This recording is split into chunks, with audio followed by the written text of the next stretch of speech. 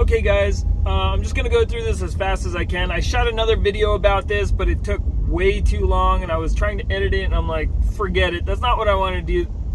It's just too much. So I'm gonna try and do this a lot cleaner.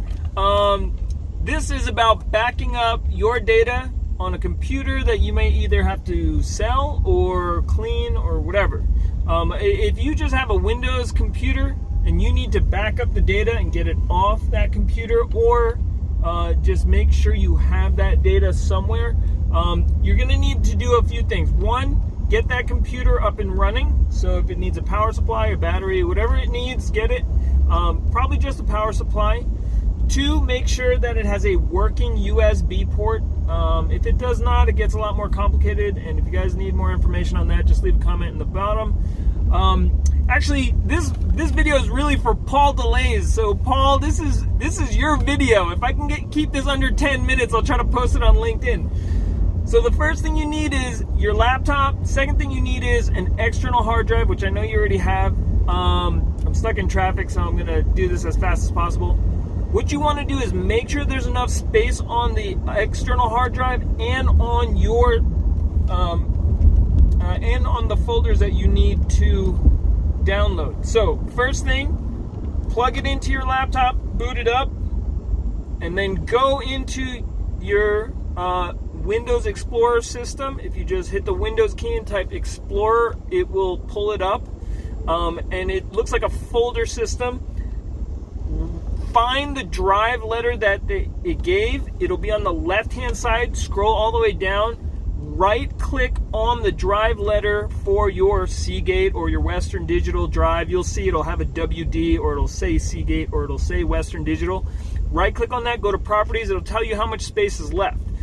Then, if you can, go to this folder. Okay, go to your C drive, which is where your operating system is. Go to Users. Okay, Users is a specific folder that has the user accounts for that computer, and locate the one that looks like your name or your login. Okay, now I don't know how Windows does it. On Windows Home, it just chooses something random, so just look for something that looks like your name, basically, or just look at the only one that's not like looks like it was created by the computer. So there's a default user inside that user folders. Don't use the default one, use the one below it, okay? So once you find that folder, so on the left side you click on C, on the right side you double click on Users, and then look for the folder that's got your name on it. Click it once to highlight, right click, go to Properties, and see how much data is in there. Okay, what you want to do is write down both those things. Okay, how much space is on your external hard drive, how much space you need for that folder. Okay, and what you can do is, if there is enough space on your external hard drive for all the contents in that folder, then you're golden. Okay, but that just is a check to see if you have enough space to back up your system. If you do not have enough space, I left a link in the comments below, or in the description below. Just go ahead and there's I think it's a $99. It's less than $100 for a backup drive on Amazon. Just pick that up. And that's an affiliate link. So if you guys want to support the channel, just buy it through that link. It doesn't cost you guys anything more, but it helps support the channel. Anyway, Paul, you don't have to do that. I know you have a hard drive. I'm pretty sure it's got enough space. So what you do then is, on your external hard drive, create a new folder with today's date. And I usually do year, month, date, and then say backup, or like if it's a Toshiba laptop, I'll say Toshiba backup. All right. And the reason why I do that is, as you do newer backups of your stuff, if you have a date on them, you'll know that that's the last time you took that backup, and you'll know how much data you've built since then if your system crashes, and so you'll know what you're missing or what you do have. So it kind of gives you like context to your backup.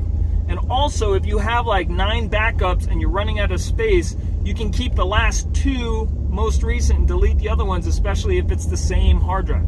Anyway, so then what you do is you can actually create that folder, open it, okay? And what I usually do is I'll go into if you hold down Control and hit N, that will open a new Windows Explorer window, okay?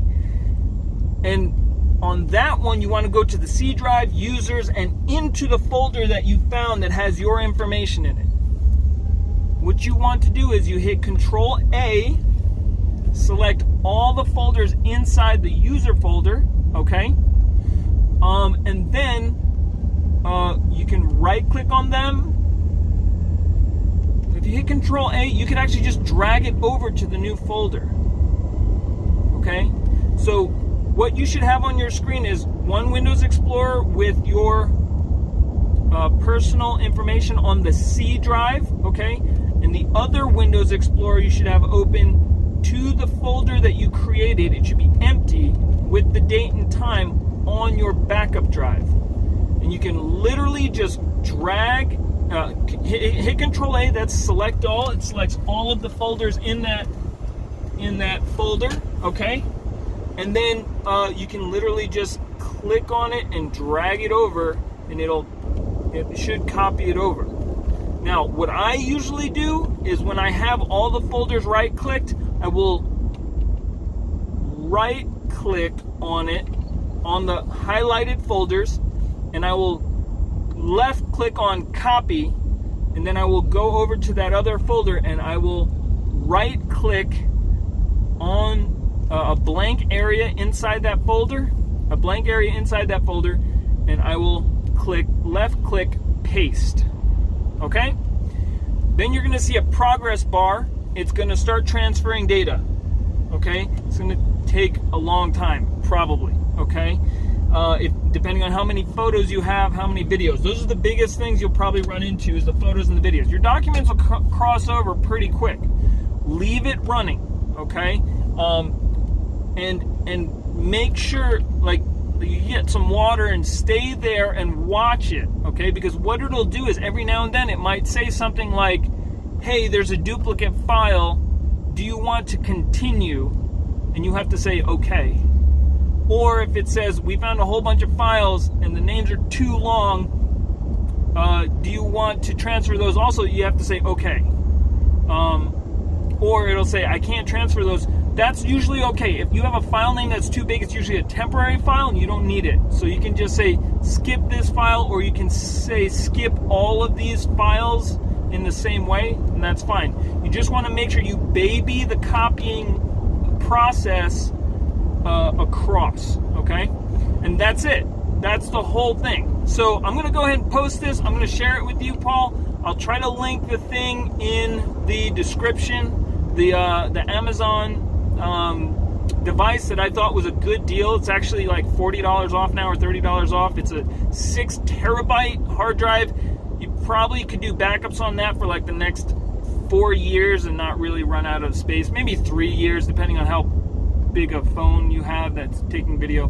Anyway, all that to be said, links in description, and I'll send you this on LinkedIn, since I think I got it under 10 minutes. Okay, if you like this video, please like, subscribe, follow me on YouTube, follow me on Twitter, at Daniel Bazzani, and then if you like gaming and need some live tech support, I'm going to put a Twitch link in this description also, where I will do live tech support Sunday nights at 9 o'clock. If you have questions, let me know what the questions are beforehand, and let me know you're going to be in there, and I'll try to either reply here in the comments, or I'll try to reply there. All right, peace. God bless you. Have a great day. I hope this helps you. That's how you back up your computer while I'm stuck in traffic. Peace.